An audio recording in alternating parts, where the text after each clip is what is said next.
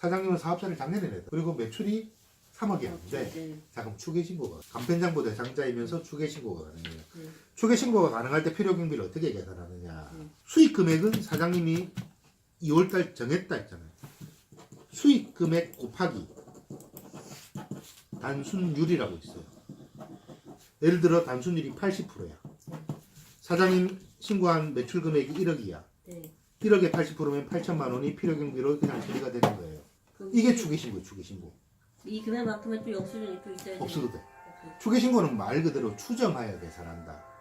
증빙 자체를 안 하겠다. 편리를 봐주겠다. 분명히 이번 종합소득세 안내장에는 그게 나와요. 간편장부 대상자 뭐 A, B, C, D 단순율, 기준율 뭐 이런 식으로 이 단순율은 업종마다 다 다릅니다. 제가 못 외워요.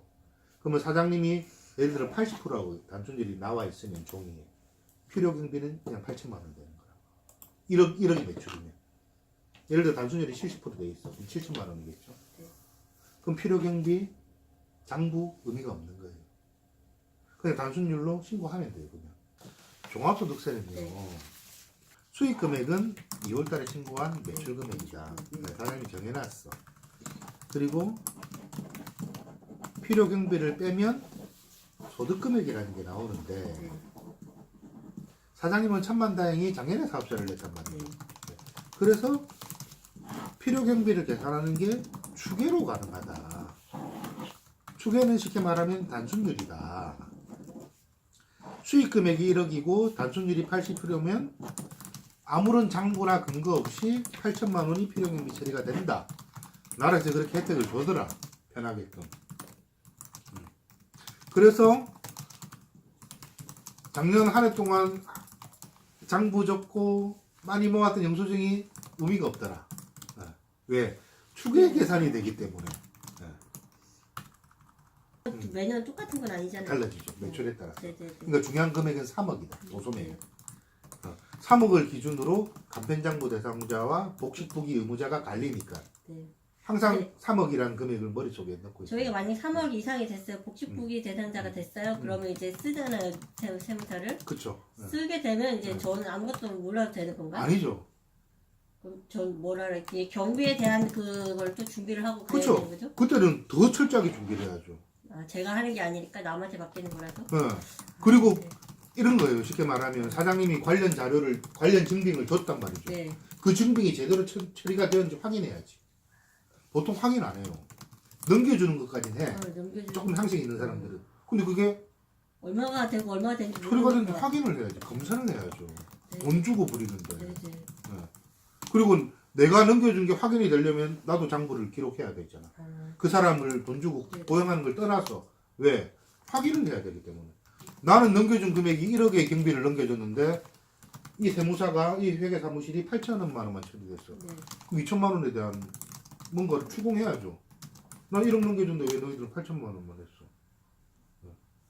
근데 아무도 확인을 안 한다는 거예요. 네. 그게 당연한 거거든요. 그게 알고 부리는 거란 말이죠. 근데 보통 사장님들이 세무하면 그냥 어렵고 모르고 그냥 근데 그렇게 복잡하지가 않아요. 오늘은 전혀 모르는 상태에서 갑자기 막 쏟아붓다 보니까 좀 혼동도 되고 충분히 이해는 가능한데 시간이 많단 말이죠. 그때 동안 책도 보고 인터넷 검색도 해보고 또 모르는 거 물어도 보고 하다 보면 점점 사장님께 되면 나중에 굉장히 쉬워지단 말이에요. 그런 식으로 검사라는 작업이 굉장히 중요하다. 내가 힘들게 1년 동안 모았던 증빙이 하나도 누락이 되면 안 되는 거잖아요. 근데 넘겨만 주고 끝내버리는 거예요. 얘들도 사람이거든요. 그렇죠. 실수한단 말이죠. 그렇죠. 나도 실수하고 나도 사람이고 얘들도 사람이야. 얘들은 전문가야. 조금 더 잘 알아. 그래서 실수 안 할까? 더 할 수도 있어. 왜? 거래처는 사장님만 있는 게 아니야. 걔들은 회계사무실 한 개가 보통 몇백 개 거래처를 관리해요. 그럼 더 실수할 확률이 높은 거라고 어떻게 보면. 사장님은 사장님 거만 신고하잖아요. 그럼 조금 상식이 있어. 실수할 확률이 오히려 줄어들어. 근데 얘들은 조금 전문가지만 너무 많은 걸 관리를 해야 되니 실수 확률이 더 늘어난다는 거죠. 그래서 제가 주구장창 주장하는 게 뭐냐면 사장님이 직접 알고 뭐 회계사 시험 볼 정도 아는 거 아니잖아. 네. 신고할 정도의 상식만 있으면 가장 절세다. 네. 실수할 확률도 가장 작다. 그래서 가급적이면 사장님이 조금만 배워서 직접 하세요. 직접 하세요. 모르는 건 제가 도와드릴게. 저는 계속 그렇게 강조하는 사람이에요. 예, 그런 어떤 흐름을 조금만 사장님이 알고 계시면 아 내가 공부를 해야 될 이유가 충분히 생기는 거죠. 아니 내가 돈 주고 부리는데 이 사람이 실수하면 그 책임은 사장님이 다 지는 겁니다. 네, 그렇죠. 세법은 대행한 사람이 책임을 지지 않아요. 이 대행한 사람이 명백히 잘못을 저질러도 최종 책임은 사장님이 묻는 거예요. 그게 확인 안 우리나라 했으니까. 법이에요. 네. 심지어는 세무공무원이 잘못된 정보를 줘가지고 네. 실수가 생겨서 사장 세금이 늘어났어. 네. 그래도 책임은 사장님 책임이에요. 공무원이 잘못된 정보를 줘도 우리나라 법이 그래요. 그거는. 그러니까 내가 아는 게 그만큼 중요하다는 거죠. 이 전문가들한테 맡긴다고 해서 전문가들이 실수를 안 할까? 그들의 구조를 봤는데 와 이거 실수를 더 하는 구조인데 그럼 내가 진짜 공부해야 되는데 근데 내가 회계사 시험 보는 게 아니란 말이죠. 그만큼의 난이도 있는 공부는 안 해도 된다는 거예요. 추계 신고가 가능하면 필요 경비를 쉽게 계산할 수 있다. 네. 작년에 내가 증빙들이 말짱황이었구나. 근데 이거를 미리 알았으면 또 도움되는 부분들이 존재했을 거예요. 네. 그렇다고 뭐 증빙을 얻는 걸 설렁설렁 하라는 소리가 아니고 싸게 샀겠지. 굳이 자료 안 받아도 되니까. 왜? 난 추계 신고 가능하니까. 사장님은 부가세하고 완전히 거리가 멀다고. 네. 그럼 무조건 적격 증빙을 안 취해요. 그 말은 매입세액을 지불 안 한다 소리입니다. 아까 제가 처음에 얘기했던 거 매입은 매입액 더하기 매입세액. 네. 그럼 매입액만 주고 현금으로 싸게 샀겠지. 그럼 가만히 보세요. 현금으로 내가 신용카드도 안 쓰고 현금 영수증도 요구 안 했어. 이 상대 매입처한테.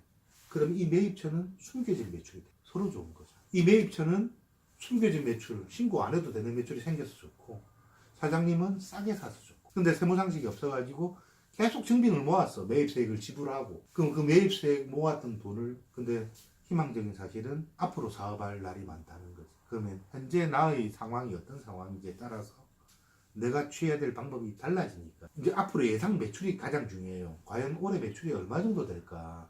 뭐 불과 2달, 3달 하고 어떻게 파악하냐. 뭐 파악을 빨리 하면 빨리 할수록 내가 어떻게 아낄 수 있냐가 드러나니까. 예를 들어서 매출이 뭐 작년하고 큰 차이 없을 것 같은데 그러면 굳이 내가 매입세액을 줘야 되나? 그냥 계속 현금 주고 싸게 사는 게 득이죠. 그리고 가급적이면 현금 주고 싸게 사더라도 계좌이체하라. 왜? 소명령 증빙이죠. 설령 추계 신고가 안 될 상황이라도 계좌이체했다는 소명이 있으니까 장부 적어놓으면 그 필요경비 처리를 다 해도 돼요. 자료 없이 싸게 살 때도 가급적이면 그 자리에 현찰 두지 말고 요새는 홈뱅킹 쉽잖아요. 네. 그러니까 무조건 사업주명의로 계좌를 그런 흔적을 남겨둬라. 그러면 흔적을 남겨 소명령 증빙을 만들어 놓았으면 설령 사장님이 추계신고 대상이 아니더라도 필요경비 처리가 된다는 소리예요. 그러니까 제가 만약에 사장이라면 무조건 싸게 살 것 같아요. 내 자료 계산서 안 받아도 돼. 현금 줄 테니까 좀 싸게 줘. 대신 계좌이체 할게. 요런 어떤 방법이 실질적인 절세 포인트가 아닐까 제가 생각할 때. 요거만 이게 어떻게 보면 오늘 교육인 중에 가장 중요한 내용이거든요. 이해가 되나요? 네. 예, 요거 하나만 이해해도 오늘 교육비 예상의 돈은 건져갈 거예요. 그러니까 그 장부 아까 봤을 때 비고란을 하나 만드세요. 네. 그래서 제 같으면 만약에 제가 그런 매입 장부를 적는다면 비고란의 계좌이체라고 적어놓고 그리고 그 사업주 계좌번호까지 적어놓겠어요. 그럼 그게 완벽한 소명령 증빙이에요. 그 장부만으로. 세무서에서 만약에 소명령 요청이 들어오면 그 장부 주면